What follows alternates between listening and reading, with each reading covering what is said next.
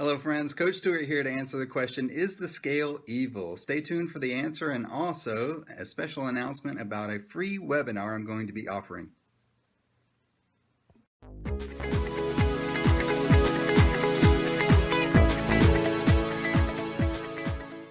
So I want to address the question, is the scale evil? How often should I weigh myself? Is the scale a good measure of progress? All those sorts of questions. I came across Phil's amazing transformation the other day, and you can see it here on the page, or there should be a link to it. If you look at this transformation, the guy looks like he lost 25, 30 pounds, and it turns out that he only lost 5 pounds. The thing is that the scale is a crude measure of measuring progress, and it's certainly the easiest and most convenient way to measure. No doubt about that, but it's really important to understand that, there are much better ways to measure.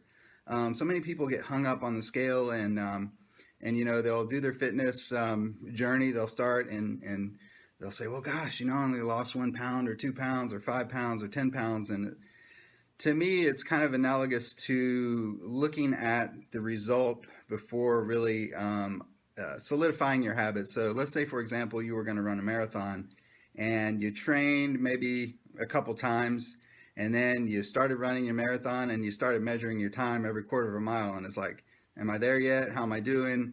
And I think, the scale is just not the best way. So it's kind of like that. So let me, having said that, let me give you 2 tips for actually measuring your progress, which I think will be more effective. So tip number 1 is measure your habits. So instead of measuring your weight, wouldn't it be more productive to measure the habits that will naturally cause your weight to be in a healthy range? So, you can look at like habit number 1 example would be, how many times have you consumed processed food in the last 90 days? All right. If it's more than a few times, then you probably have work to do. If you consume a lot of processed foods, what is the point in stepping on the scale? How many meals have you eaten in the last 90 days where a salad was the main dish? Personally, I recommend having, 1 large salad every day. If you're not doing that, it's going to be hard to get that scale number to, to be where you want it. And how many times have you worked out in the last 90 days? I highly recommend, 5 days a week. If it's less than 65 days, out of 90, you probably have some work to do. Tip number 2 is just look in the mirror. Look in the mirror. Do you like what you see?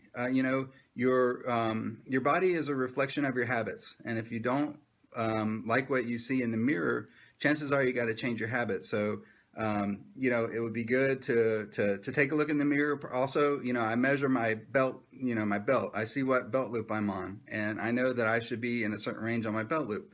If I'm not, then I know I have work to do. So I mentioned about a free webinar coming up, and it's going to be a webinar given by yours truly. It's going to be on Monday, October 12th from 8:30 to 9 p.m. Eastern Time. And it's entitled What You Need to Know About Having a Home-Based Business. As you know, I'm a home-based business entrepreneur. And so have you ever considered having a home-based business? Do you currently have one? Maybe you've never thought about it, but hey, sounds like a good idea. I'd like to check out a free webinar. Free information is always great. Whatever, wherever you are with that, join me on Monday, October 12th at 8:30, and I'm going to talk about the advantages and disadvantages of having a home-based business, why you should consider having a home-based business, even if you already make a lot of money, tips for choosing a home-based business, tips for success in home-based business, Q&A, and more. It's going to be completely free, generic, no company names or products will be mentioned, and the goal is just to provide free education about what having a home-based business is all about. So I hope to see you then. If you're interested, if you'd like to attend, please RSVP at teamgetsuperfit.com/webinar. That's teamgetsuperfit.com/webinar. And I look forward to seeing you on the webinar. I hope you got value out of this post. I hope you enjoyed it. And I hope you got the answer to the question, is the scale evil? And if you got value from this, please like, comment, share, and I'll talk to you soon.